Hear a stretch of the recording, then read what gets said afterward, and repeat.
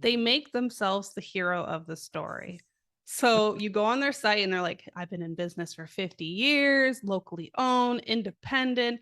And you're like, that's great. That's great credibility. But I want to go on your site and immediately say, yes, you solved my problem.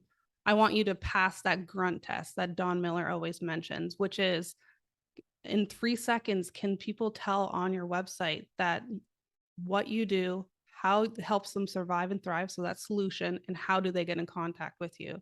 So those are two major things that people forget about. It's Hey there, peeps. This is Michelle Nedelak. Thank you for listening to the show. I would love if you could give us your opinion on how you felt about the show, your experience that you have in regards to what we've been talking about. I am having an absolute blast, but your input is like dynamite on that explosion. So give us your input. We'd love to hear from you. Any questions, comments, concerns? Give us everything you got. We love it. Thanks. I hope you're having an awesome day. Welcome to the Business Ownership Podcast, brought to you by Awareness Strategies, helping you navigate the waters between entrepreneurship and ownership. Hey there, peeps. This is Michelle Nedelak, and I am super glad that you're here with us today because I am here with my most amazing guest, Jessica. Jessica, thank you so much for being here with us today. Thank you for having me, Michelle. Awesome. So tell us who you are and a quick introduction to your business. What do you do? I'm Jessica Embree. I'm the creative director at Tulip Media Group, and I'm also an international bestseller of Double Sales, Zero Salespeople, StoryBrand guide, and a marketing consultant who specializes in helping craft amazing messaging that's going to help businesses grow and convert at the end of the day. So they just bringing in those dollars. Yeah, I love this conversation because I think in business it's paramount, and I think people get it really confused, like where the messaging comes in with their business, because at the beginning when they start off, they're just kind of throwing spaghetti up at the wall, seeing what works, and it's really hard to hone in on message on that. But then when you get it right and you start to have some sales and you start to have some people, then if you can get your messaging right from somebody like you, like that can just explode everywhere. So super excited to have you on. Thank you very much for being here. And let's start with, how did you get into all of this as a thing? So back in 2019, we realized we had a huge problem. Tulip Media, we were spending thousands of dollars on cold calling, outbound sales, trade shows, and it was just our cost of acquisition was $40,000. Yeah, that's for her peeps who are listening. She's making a surprise face. It was bad, and we kind of just had that wake up call one day. Said we have to stop doing this. So in the next few weeks, Tulip Media, we started doing StoryBrand messaging for our site. So we are creating messaging that's resonating with our core customer. We were using a pull strategy instead of a push strategy with Google Ads. So we were getting those automatic website visits and then converting them with StoryBrand. We were using blogging. So we stopped cold calling. We stopped doing those trade shows. And within a few months, we were down to a cost of acquisition of $4,000. So we saw that immediate ROI and we said, hey, we have something special here. Let's see if we can do this with some of our client partners that we serve right now. And since then, we have just taken off, and we've seen amazing results with fire truck manufacturers, with insurance agencies, and it's been amazing to watch. Fire truck manufacturers. Yeah. That is a pretty niche market, right? Exactly. There is a story for everybody.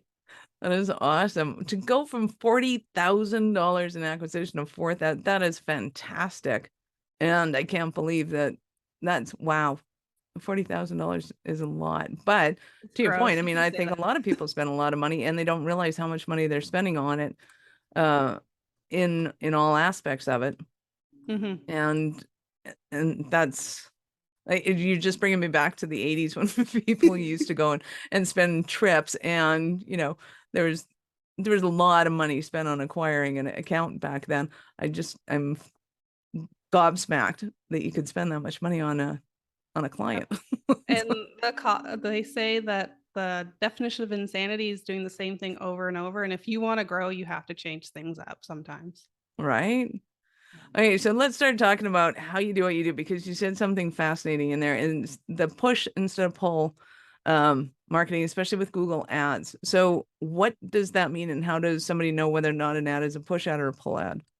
So we were doing a push strategy. So people we were contacting didn't even have the problem that we were trying to solve.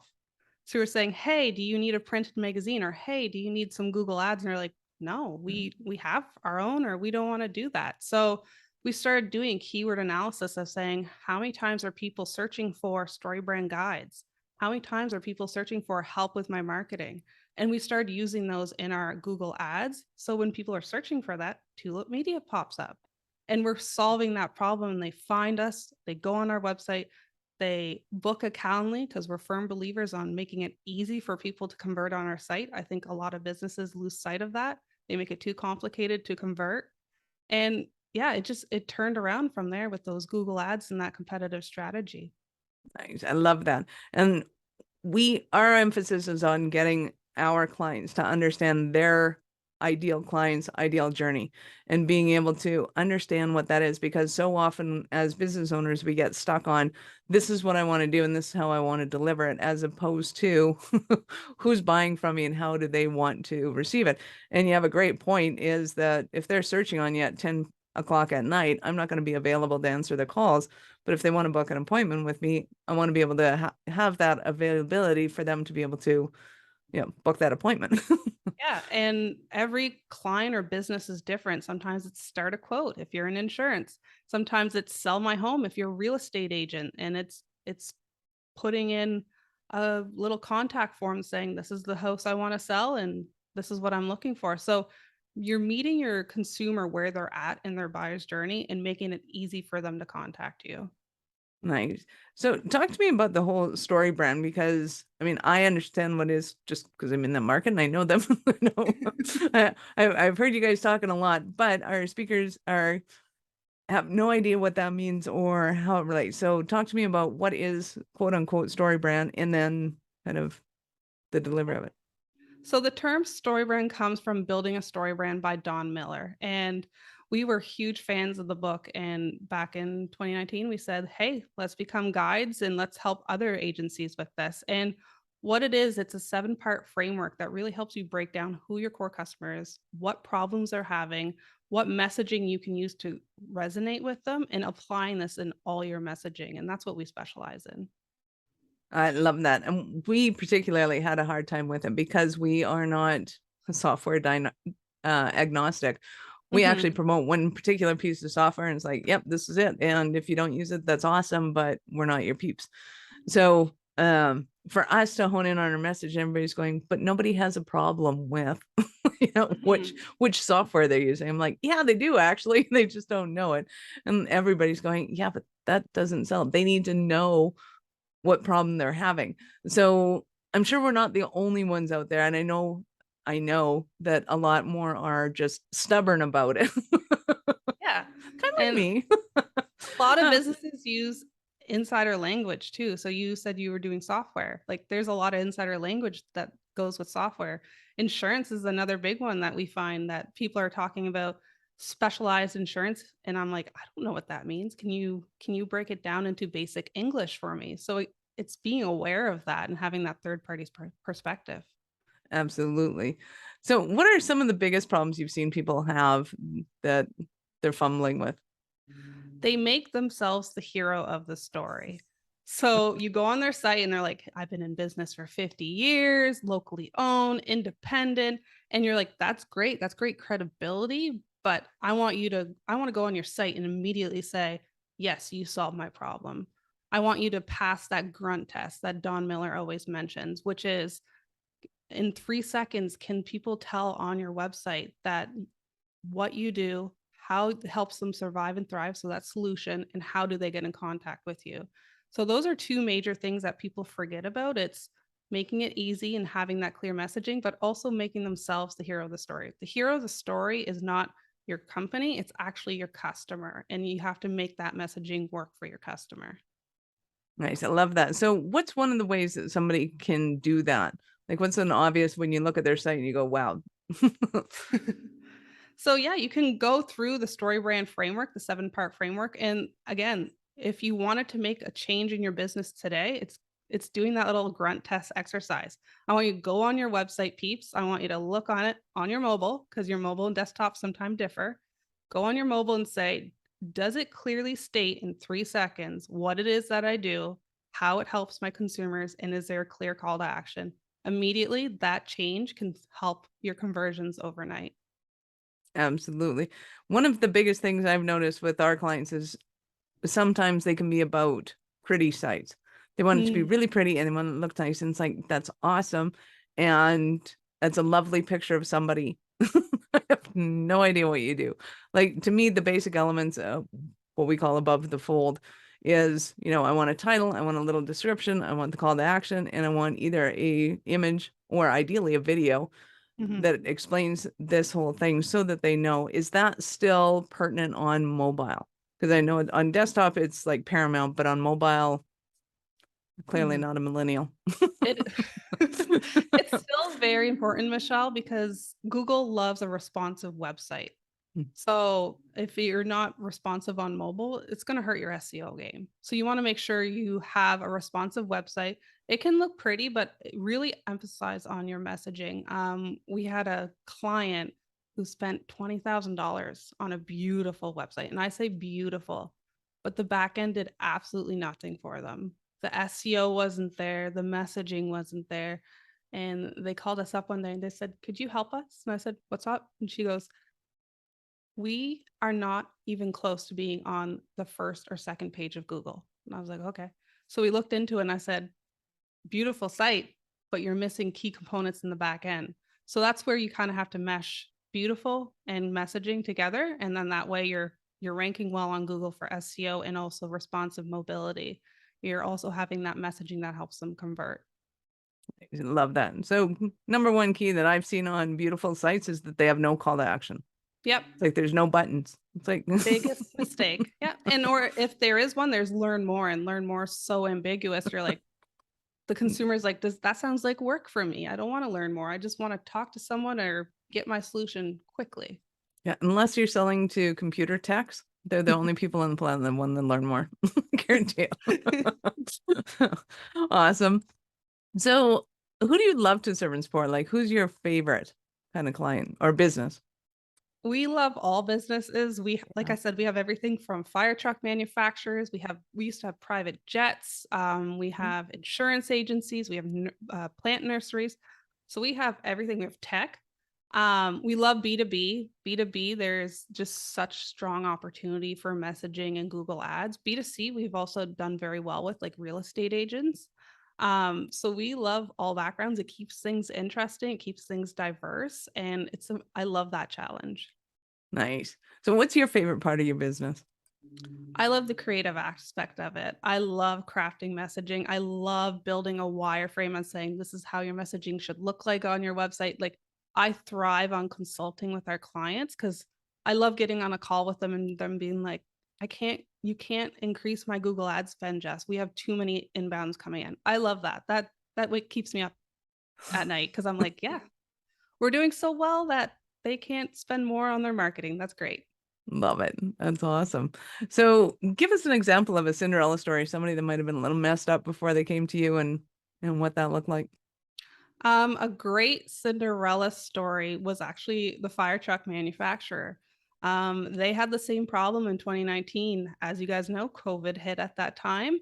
And they used to do all trade shows for their sales. So 2019 hit and that got shut down. And they came to us and said, we need help with online marketing.